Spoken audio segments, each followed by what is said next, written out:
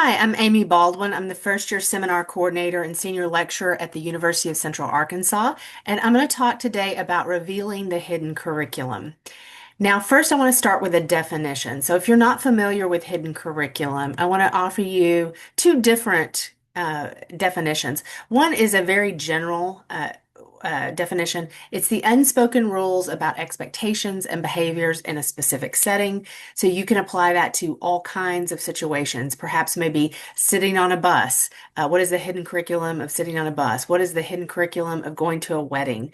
What is the hidden curriculum of going over to someone's house that you don't know very well? Do you leave your shoes at the door? Do you get to walk in with them? Those kinds of things are those unwritten rules or those expectations that are not readily apparent and certainly not something that are explained ahead of time.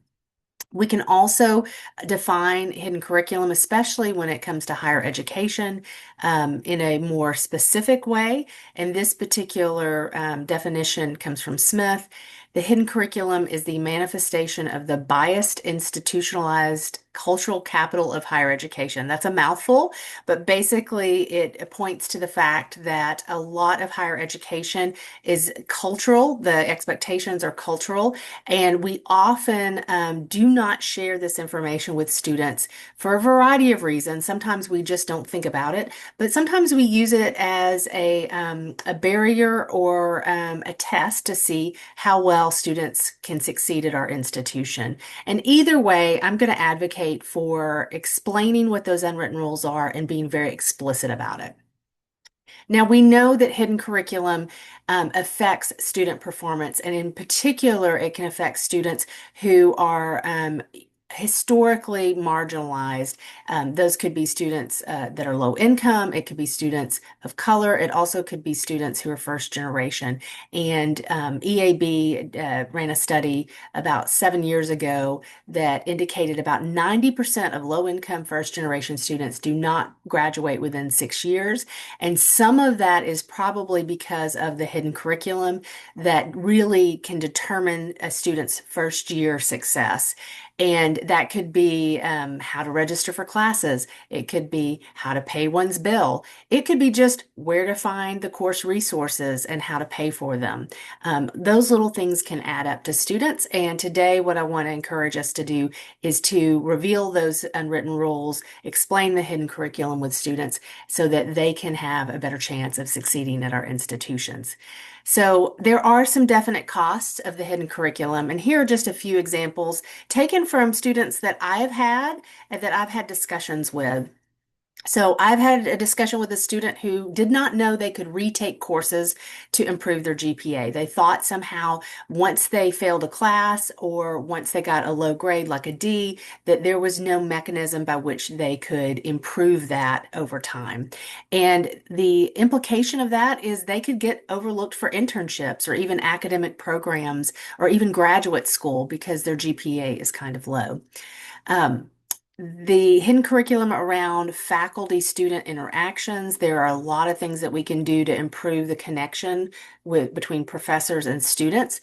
But if a student is not cultivating those relationships, not encouraged to do that, they could, find themselves unable to find a really good reference or recommendation for, again, a scholarship, a graduate program, or even a job.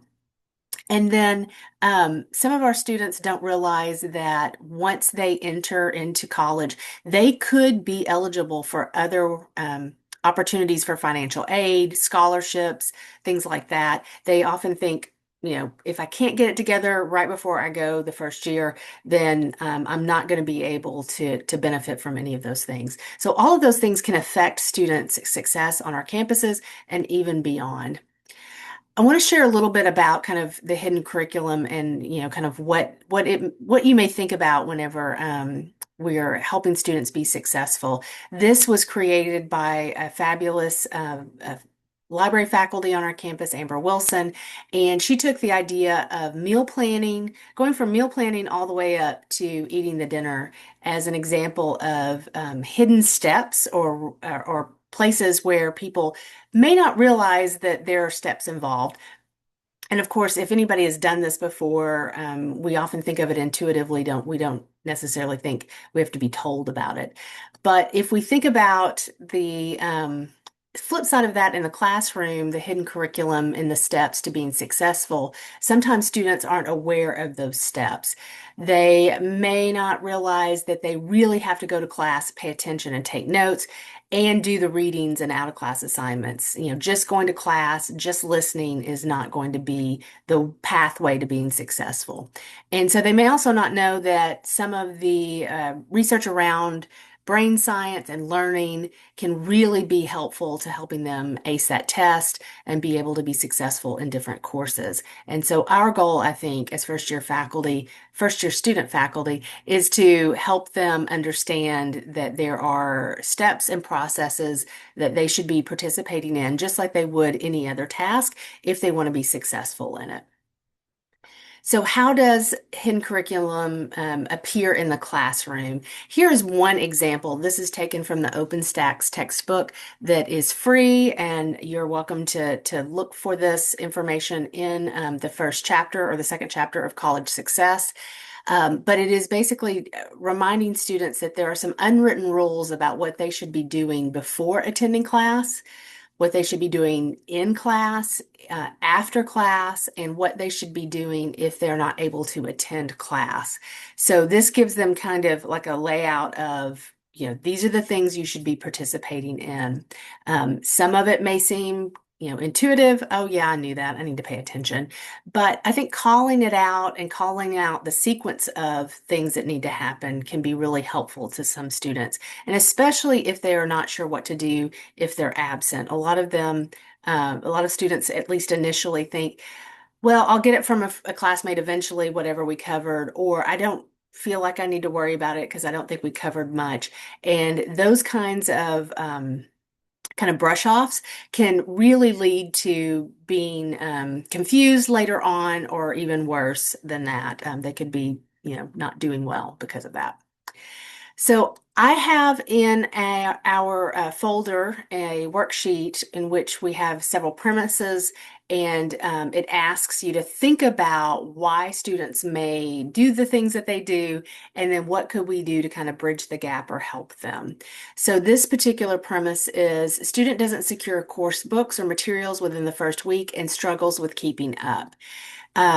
That is a really common occurrence. Students not purchasing or accessing materials the day of classes. Sometimes they want to wait and see what's actually required. I think we need to make sure we're clear on what that is so that they don't have to play that game. But they think that, oh, I can get by, or I can at least get by initially without having some of these things in hand.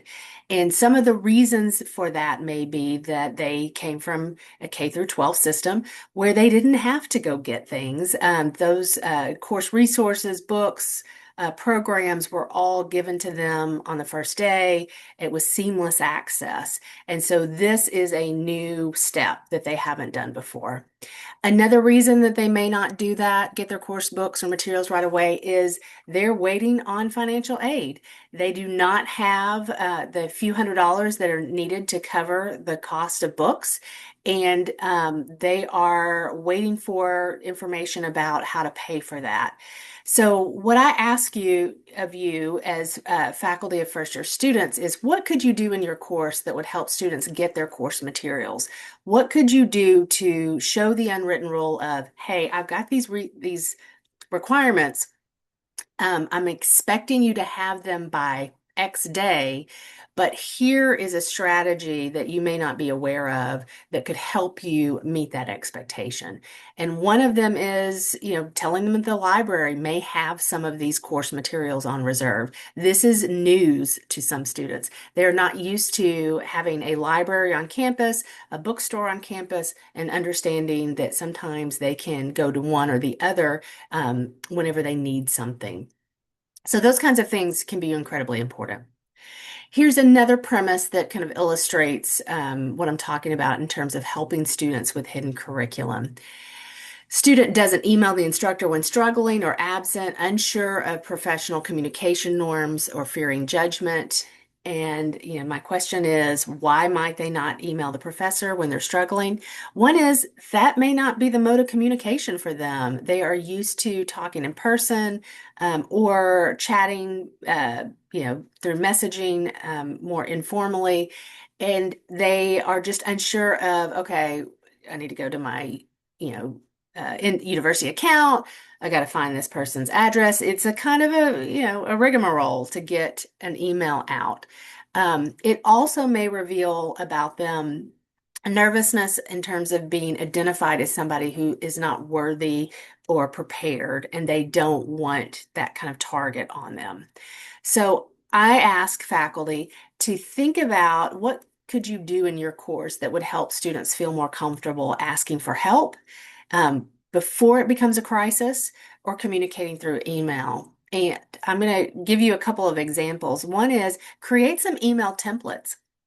Put them in your LMS, hand them out that basically they can copy and paste, they can fill in, that can help them with the communication and kind of do it in a way that you would want them to do it. Another thing to do is have them practice it, perhaps. Ask me a question about the assignment that's coming up. No question too small or too big. Let's go ahead and do that and then get used to reaching out whenever you actually need me to do that. So modeling some of this can be incredibly helpful. Some other unwritten rules, I have a whole list of them, that are really short scenarios that can be used to gather information from your students about what they already know, or fill in the gaps of things that they don't necessarily know how to do. So, again, typical first year behaviors. First few weeks of class, Will doesn't show up for anything doesn't do anything for his classes except show up. He's just flying by. This seems really exciting and easy. Has no idea that he should be getting his course resources, reading the assigned pages, getting prepared to ask questions and participate in discussion, or take notes and use those to study. Lisa takes quizzes in Blackboard, but rarely looks at the grade or reads the feedback. Very common behavior of first year students as well. What could we tell them about the unwritten rules, and what are the expectations around that? So you can see there are a variety of different case scenarios, or even more in the worksheet. And I think they can be a really good way to talk about what are those expectations in college, and how do you meet them, and what could be possibly hidden in the process. So I want to end this with, what are the benefits to doing this? I think it's pretty clear that the more we can reveal those unwritten rules, share with the students what exactly we want, be transparent in our expectations and how to meet those expectations, we're going to have people who are more motivated, easier for them to understand what it is that they want, less stress perhaps. But there's also some research around that, it enhances their academic success. They are going to be more successful in our classes. They have higher grades, more likely to persist. It also helps improve social integration, which I find very, very interesting. It helps them feel more like they belong in our classroom and on our campus. And one of the best pieces of research that's come out of this as well is it increases the resource use. So if we are wanting students to use the resources we have on campus, revealing the hidden curriculum, showing students how to be successful in our classes, on our campuses, can help them feel more comfortable reaching out whenever they need those resources. So lots of great information around what hidden curriculum is and how to help students with it.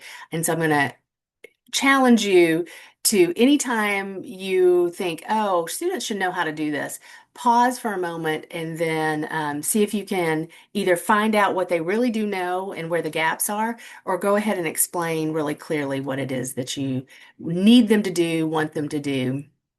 And I think you're going to find that students are going to be very grateful for it.